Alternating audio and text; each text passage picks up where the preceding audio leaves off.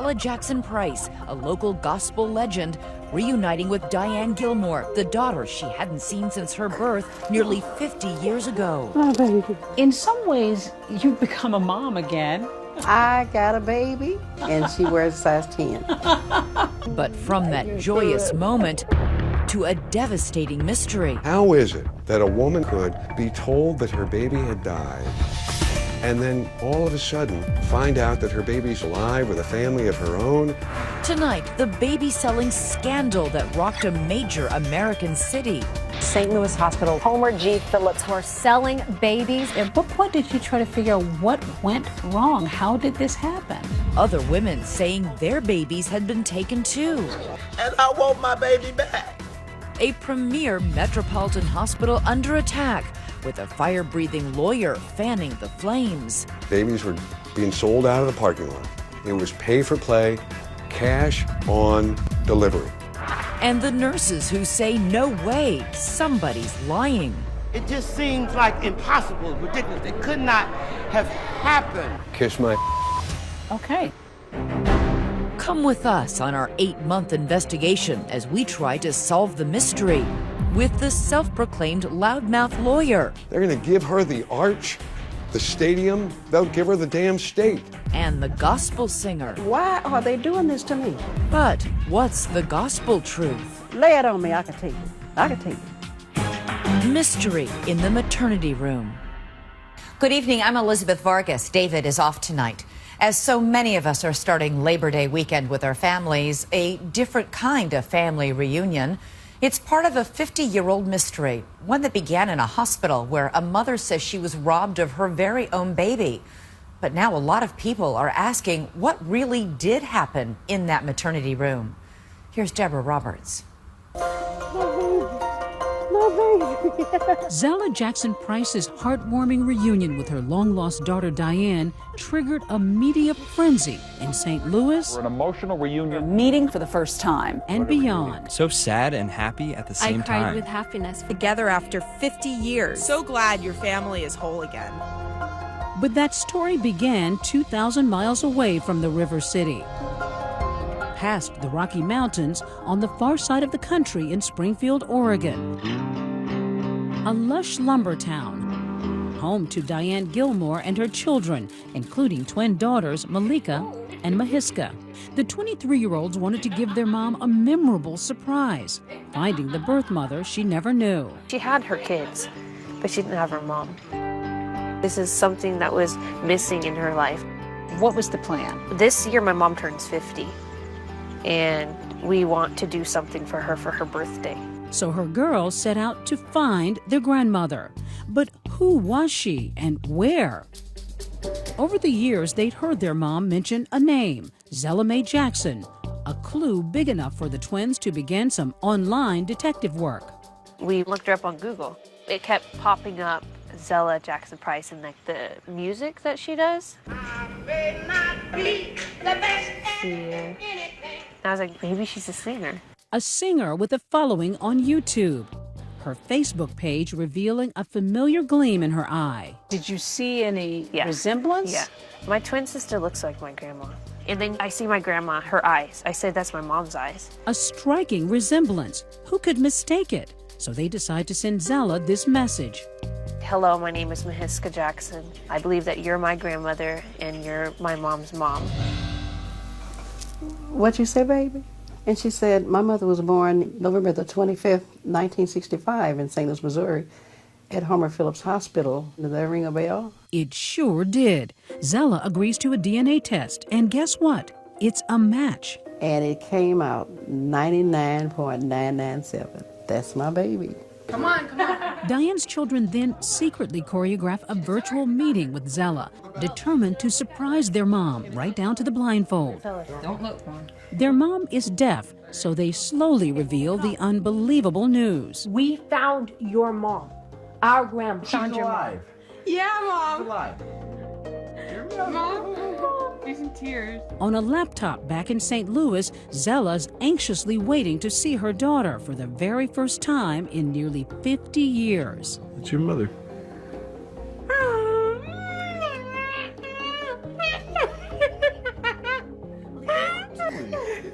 Got you more. Mommy. Oh my God. She said, Mommy! Oh my God, I started howling. Both houses was just screaming from Oregon to St. Louis. I love you. So much love. I love you. Even after so many years. But how Zella and her daughter were separated all this time is a mystery that captivates the city. You've given me a true love. St. Louis, Missouri, November 25th, 1965, with the Supremes blaring on the radio. Whenever you're near, I hear a symphony. Steelworkers have just finished the sparkling new Gateway Arch. And a few miles away at Homer G. Phillips Hospital, 26-year-old Zella Jackson says she's being rushed down these hallways. Only 6 months pregnant, but her baby's about to be born. They said, oh, Mother, you're so early. What happened? They said she's lost a lot of water. And they put me in a room to the side. Unbelievably, Zella says she's left alone, and strangely, no doctors or nurses are in sight. When she was born, I was by myself. Nobody was with me. No one. And she was crying, little faint cry. And I kept hollering, nurse, nurse. So you were basically delivering her yourself? Oh, yeah. Mm-hmm. I was alarmed that she had come out. When hospital staff finally arrives, it's a nurse, not a doctor, who Zella says takes her newborn baby girl and vanishes. But the nurse took her away and you never had a chance to hold her? I didn't get a chance. How did you come to name her? Because you barely saw her. They asked me, did you want to name her? I said, yes, her name is Diane. Hours later, Zella says, the nurse returns, arms empty, but carrying devastating news. They came and told me, your baby passed. Do you ask to see the baby? No. It's something about that time of life. When doctors and nurses make statements like that, you receive it and you believe it. Believed it, perhaps because it had happened before to this young married mom of two. Just 5 years earlier, Zella had lost a baby boy, Michael. So she comes to terms with yet another tragic loss. Maybe something was wrong and nature said this baby's not prepared for life, so I'll take her back. Did they ask you if you wanted to bury it or? Not this one. I accepted early birth that went wrong. Zella says she went home with heartbreak and without a death certificate, but the loss never shakes her faith. The young mom manages to move on. I know someone who has everything. Her dynamic gospel voice captivating congregations across St. Louis. Just to love that I'm his child. Her performance in the documentary Say Amen Somebody catapults Zella into the national spotlight with her rendition of I'm His Child. And I am happy just to know that I'm his child. As Zella's musical career grows, so does her family. She has 5 children in all. And now, 50 years later, daughter Diane miraculously makes 6. In a way, it was like your baby came back from the dead. Yes, it's amazing. You look so cute. That's why I stare at her a lot, but I'm looking at myself. You missed all of this. I missed all of this, but I can see love that was given to her. I just wish it was me. But that initial awe and joy soon give way to anger. I enjoyed my babies, I really did. And somebody else robbed me of that. At what point did you try to figure out what went wrong? How did this happen? My children, they said, Mom, what you gonna do? I said, I gotta get to the bottom of this. Why was I told that she had passed? I want answers. So she hires Al Watkins, a renowned and brash St. Louis attorney. The angst that has been caused by her realization that for 50 years she could not raise her baby, have successes and failures with her baby. You can't help to literally have your heart melt. Was there a suspicion that maybe this was some kind of a strange mix-up? The credibility with which Zella Jackson Price presented couldn't be denied. It became really clear to me that something was significantly amiss. When we come back, the hard-charging lawyer goes public Price and her new attorney with an unbelievable claim. A sinister baby-stealing ring in St. Louis? Babies were being stolen from their mothers, and people were making money. And Watkins insists Zella might not be the only victim. A slew of women coming forward, all telling a similar story. They just took my baby, and I want my baby back. Stay with us.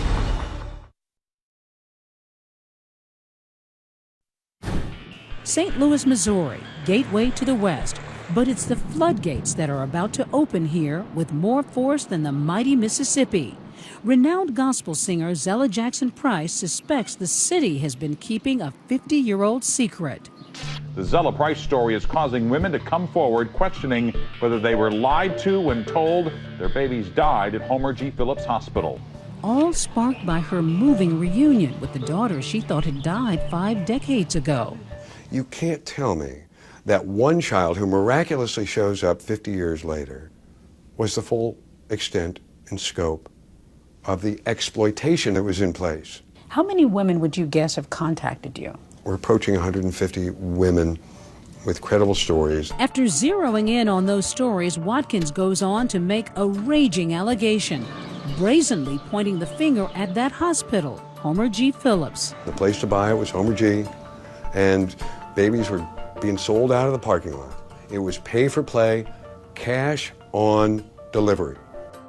And Watkins is ready to take on the city, one battered and reeling from the unrest in nearby Ferguson. I can hold her baby up, Exhibit A, and you tell me a jury in the city of St. Louis gonna listen to this gospel singer that everybody knows and look at this beautiful baby Diana. They're gonna give her the arch, the stadium, they'll give her the damn state. This is wrong, and we owe it to every one of these women. So many women who have come out of the woodwork in the wake of publicity brought on by Zella's case. They want to know if a St. Louis hospital stole their newborns and sold them. The day we visited Watkins' office, here's the scene we found. One anxious woman after another, all with the same searing question. Could my child still be alive? As these women began to file in here, what kinds of emotions did you see? They weren't here to garner sympathy or tears from some skinny little white attorney from the suburbs. They were here to get answers. How many of you delivered children at Homer G. Phillips?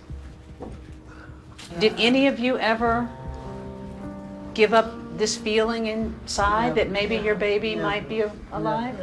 Never? Never. And it's been difficulty for me because I didn't get a chance to take and see my baby walk for the first time. I did not get a chance to take her to school for the first day. And they just took my baby. And I want my baby back. They have opened up wounds. Otha Brand was just 15 at the time she gave birth, and like Zella says, she never held her baby in her arms. You know, when a mother holds a child, there's contact. And I might have started questioning some things, maybe if I'd have held that child.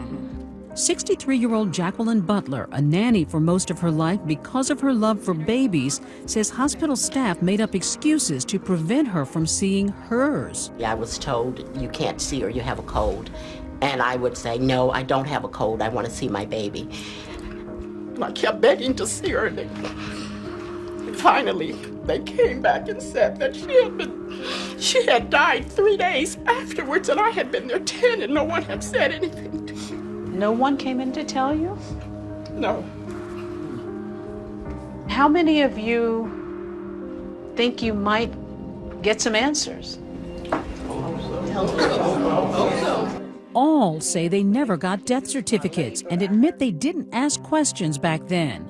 Most were teens carrying babies out of wedlock, naive, often alone and scared. This is the mid-60s, where the word of a doctor, the word of a nurse, it was the functional equivalent of gospel. The doctor said, your baby is passed, or the nurse has said, your baby is passed, your baby is passed. At the center of this controversy, Homer G. Phillips Hospital, now a senior living facility. But at the time, the city-run hospital was a beacon of hope in the black community, considered one of the most technically advanced in the world. They were going to show that they were going to deliver Class A care, secondary to none. The firestorm is unfathomable to Dr. Will Ross, an associate professor at Washington University School of Medicine, who was working on a book praising the old hospital when Zella Jackson Price's story breaks. Must have floored you. It did, because we're talking about the legacy of a great hospital, the premier training ground for African American physicians, the pride of that community. In such a prominent hospital, how could something as underhanded as baby stealing happen? St. Louis Post-Dispatch reporter Robert Patrick, who's been on the story, says not everything was running smoothly at the publicly funded hospital. They struggled each year for money, and I think one of the things that suffered was administration, staffing, maybe record keeping. This shouldn't come as a surprise. It was a hospital that was the black hospital. You had supervisory issues, you had personnel issues, you had regulatory compliance issues. So it was kind of the perfect storm for some kind of scandalous activity. Perfect storm is an appropriate, if not perfect, description. The big question many would ask, of course, is why? There wasn't the premium on black babies. Why? St. Louis has always proudly had a large and significant middle-class African-American community.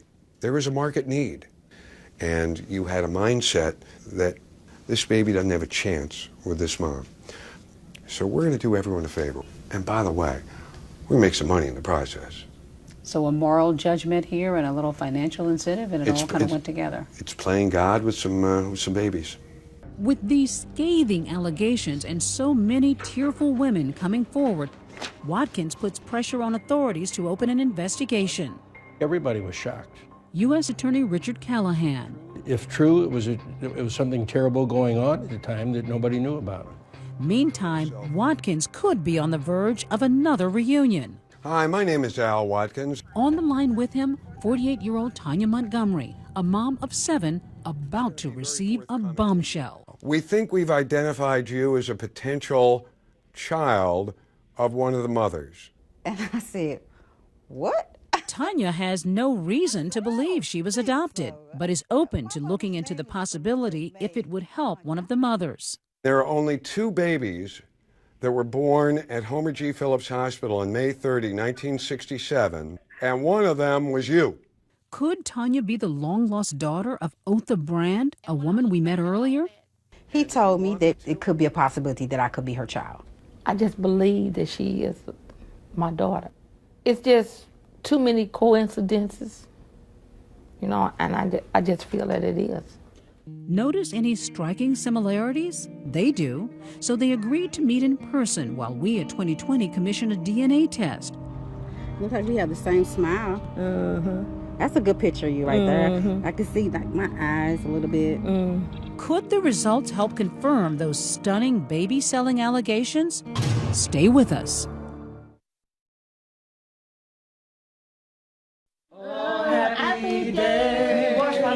Gospel singer Zella Jackson Price is on cloud 9. Say it one more time. Oh, happy day. As her newfound daughter Diane finds harmony with the sisters she just met. I thought you were floating with the angels. I know you made your return back to earth. With the firestorm of a stolen baby scandal ripping through St. Louis, Zella is quietly catching up on decades of lost time. This is me and your time, mother and daughter time. Mother and daughter time. I got to make up for all those years, 49 years. I got to make up for that. I'm still in amazement. I talk to God. I don't ask him no questions. I thank him. But her lawyer is asking plenty of questions about how and why a hospital nurse would have told Zella all those years ago that her premature baby had died. In fact, the doctor was the class of 74. In the midst of our investigation, an incredible discovery. A room full of former hospital staff who aren't buying the stolen baby claims. It just seems like impossible, ridiculous. It could not have happened. It's a reunion of Homer G. Phillips nurses who reluctantly let us inside. We don't want to get involved with this negativity. This is why we said don't call us.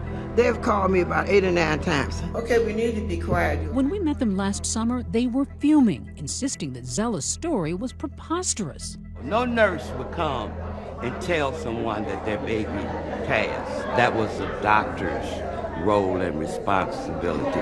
And Dorothy Thornton, who once worked in labor and delivery, has a message for Zella and her zealous lawyer. When you get the right truth, you owe us an apology. Because you have just degraded us like I don't know what. What do you say to folks who worked at Homer G. Phillips who resent this implication that this hospital was complicit in baby stealing? Kiss my. Okay. I've got a job and a duty that will not be compromised because somebody's feelings are hurt. Watkins is deep into the investigation involving baby Diane and lays out more details of his stunning theory. What we've garnered thus far gives rise to the inescapable conclusion that Zella's baby Diane was sold. Sold, Watkins insists, into adoption. But he suspects that once the adoptive parents realized Diane was deaf, they likely returned her. Baby Diane was brought back like a dog to the pet shop. This baby's broke. Boom. Give me a new one. If that isn't jarring enough, he goes further, speculating that Diane was then placed into foster care with a family who was in it for the money and may have been part of a cover-up. They were complicit. Right. An audacious claim against her foster family, one Watkins had never even spoken to. So 2020 tracked down the surviving family and found them enraged. They quickly blew gaping holes in Zella's story. There's something stinky going on. It was Barbara Richardson's mom and dad who raised Diane, taking her in when she was just 4 months old. Not for profit, but out of kindness, Barbara says. They loved me, and they treated her the same as they treated me.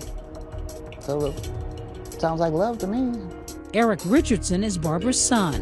When the story moved from something that could have happened in the hospital to, well, maybe this was some kind of conspiracy in which my grandmother was involved, that kind of, to me, crossed the line. In fact, the Richardsons have a starkly different version of events right after Diane was born. When it was time to be released, no one had been to see the child, and no one came. You know, she was an abandoned baby, abandoned at birth. Abandoned at birth? And take a look. Old records from hospital social workers confirm it, saying Diane was abandoned by her mother, Zella Jackson. But the Richardsons have more to reveal, saying that when Diane was 9 years old, her foster mom made it a point to find Diane's biological mom, and even had a name to start the search. She found a Zella Mae Jackson and called her. The woman just said, no, I didn't have a baby. So, what do you do at that point?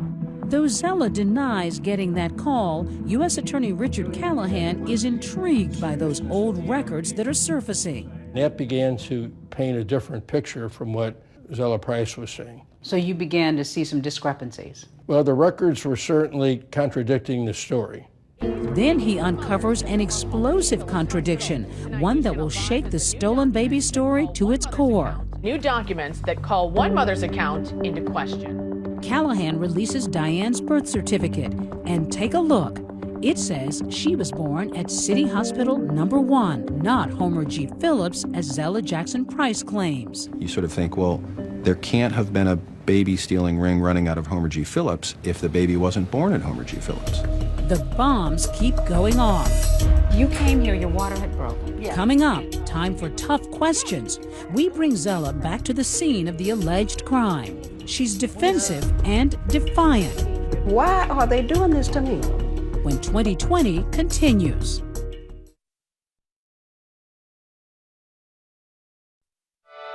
You know I'm your mama. This is one feel-good reunion story that seems to be going bad in a hurry. Assuming these records are accurate, they fail to back up allegations that baby Diane was stolen from Homer G. Phillips Hospital in 1965. Despite Zella Jackson Price's explosive claim that her long-lost daughter was stolen at birth, there's little evidence to back it up. In fact, her story appears to be falling apart, with decades-old records showing that the baby was born at a completely different hospital than the one she claims. So this would have been the emergency entrance that you came into almost 50 years ago. Yeah. To get to the bottom of it, we caught up with the gospel singer after church and brought her back to the old Homer G. Phillips, now a senior living facility. Could there have been some kind of a trauma? No. They're not going to do me like that to make me think I was at another hospital. No, she was born right here. No doubt in your mind. mind. No doubt about it. Is it possible that maybe you somehow thought that the baby had died and you left and the baby really wasn't died? Hadn't died? No. This really makes me feel bad for me to be accused of saying my baby died. That's an accusation. She even recalls grieving here with a visiting friend, Ruth Grimes, who swore to seeing Zella here in an affidavit. She was crying when I went up to see her and told me she lost a baby. Zella isn't wavering either, insisting she never abandoned Diane. What about paperwork that says they tried to reach out to you? I was easy to find. Why are they saying they tried to reach out to me?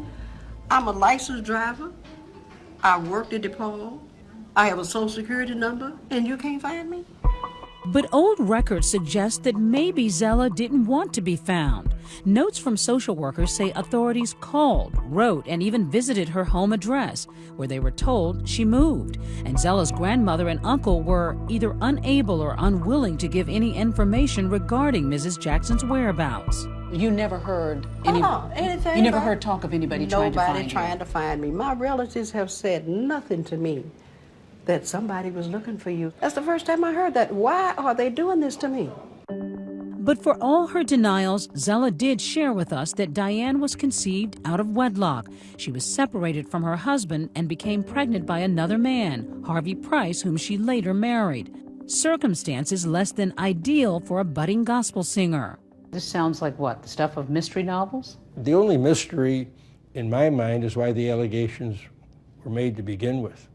With mounting evidence casting doubt on Zella's sensational story, U.S. Attorney Richard Callahan announces that baby Diane was not stolen. We can now say with complete confidence that there is absolutely no truth to that allegation. Therefore, our investigation is closed.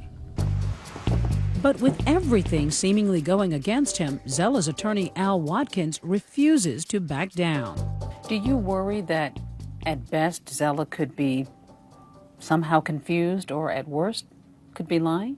The more documentation that I procure, the more confident I am that the integrity of Zella's story is light years above that which can be associated with records which, quite frankly, look like they were prepared by Helen Keller on crack.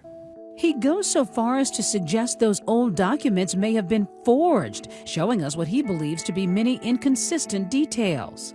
So you don't believe that this birth certificate is authentic? I believe it was an authentic birth certificate created years after the fact for the purposes of secreting the truth as it relates to the birth of Diane and the motherhood of Zella. Incredibly, he even charges that Zella's signature is a fake, and he doesn't stop there. It's signed by a stamp with a Dr. Skaggs stamp. And Dr. Skaggs, if you look at that, was not a doctor as of that date. He was still a teenager. So he didn't become a licensed doctor until years later. So your theory is that that record was falsified? Absolutely. That led us to dig even deeper, starting with that so-called teen doctor signature. This old news article in the archives led us to a major discovery: the real Dr. Skaggs, now living in Florida. And guess what? He was a full-fledged doctor when Diane was born. That's a false comment. At the time of that delivery, I was 27 years old. He agreed to look over Diane's birth certificate for us. Yes, this is my signature on the birth certificate, and it's similar to my signature right now. As for Watkins' other claim that Zella's signature on the birth certificate was forged, since she insists she never signed it, we asked her to give us some extensive handwriting samples, then had an independent handwriting expert take a look. And his conclusion? Zella's handwriting is definitely consistent with that signature on the birth certificate. Dr. Skaggs confirms his signature on this paperwork. A handwriting expert confirms that in all likelihood this is Zella's signature too. Understood. Why can't you just accept that Zella's story just isn't what it seems to be? I'm not going to fold and crumple up simply because I've got the U.S. Attorney's Office that's saying, oh, this is a lying woman. Or I've got Dr. Skaggs down in Florida saying, well, you know, that's my signature. Why is her signature on this paperwork if indeed it's not accurate? You know, that's an issue we're going to have to wrestle with. It's the first time we sense a chink in Watkins' steely armor. Still, he's standing by his client. Why would Zella take her financial resources and go and hire the loudest mouth attorney in North America, pay him money to find an answer to a question to which she already knew the tragic answer? Maybe she didn't know you were so loudmouthed, and maybe she didn't think that this thing would get to be so big. There's not a soul in St. Louis that doesn't know I have a mouth as big as they come. So the looming question, what about all those other mothers who streamed into Watkins' office with unsettling stories of newborns they were told died long ago? When we come back. Looks like it's a chance that you could be my mom. And you could be my daughter, yes. Otha Mae Brand's DNA results are in. If there's a match, does it prove the baby-stealing ring was real after all? We'll see what's in the envelope when we return. The suspense is killing me.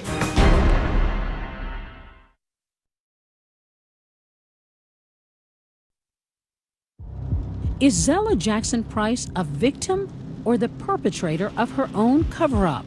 A federal investigation into her lawyer's claim of a baby-stealing conspiracy has gone nowhere. There's a lot of theories being advanced by Mr. Watkins, God bless him, but none of them pan out. Still, Zella dismisses the new evidence against her. How do you explain the paperwork? Those papers are bogus. They are.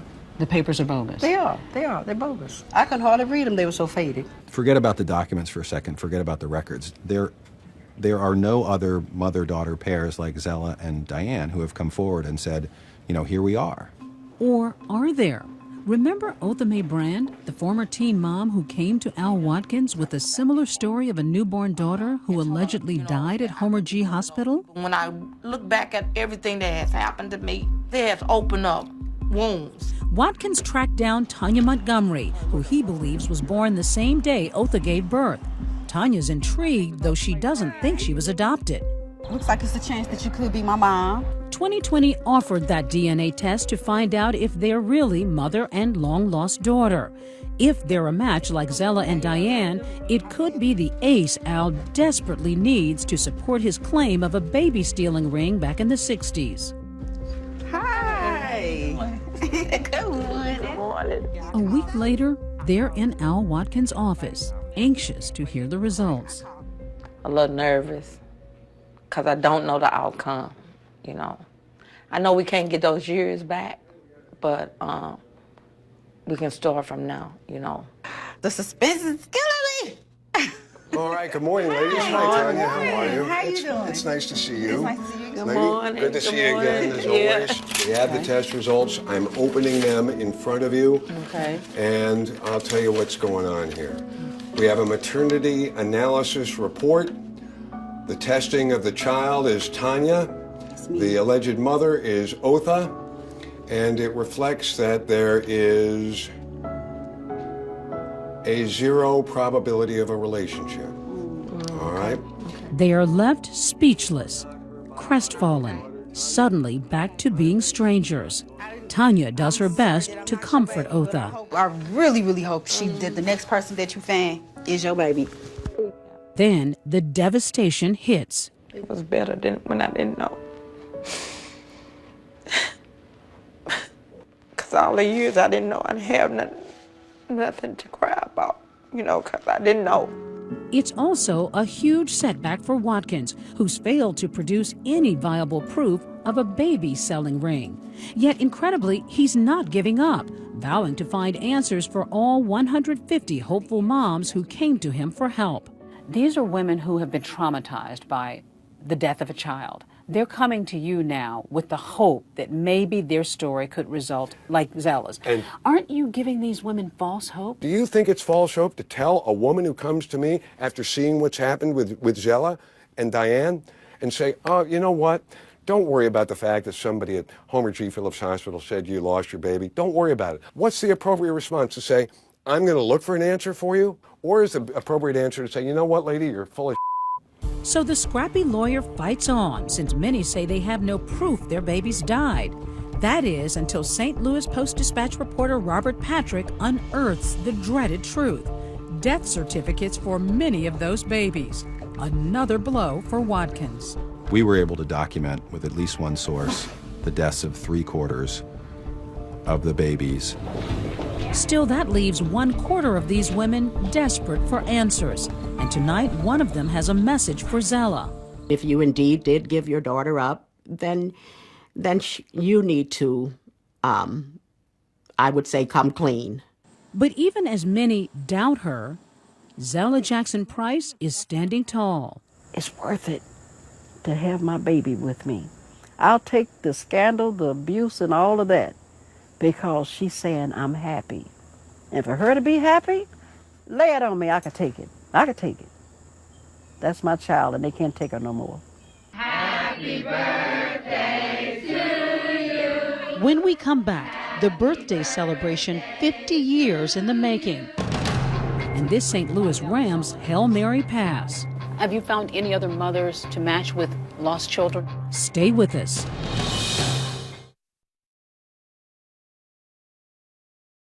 Happy birthday to you. Last November, Diane Gilmore celebrated her 50th birthday with her biological mom.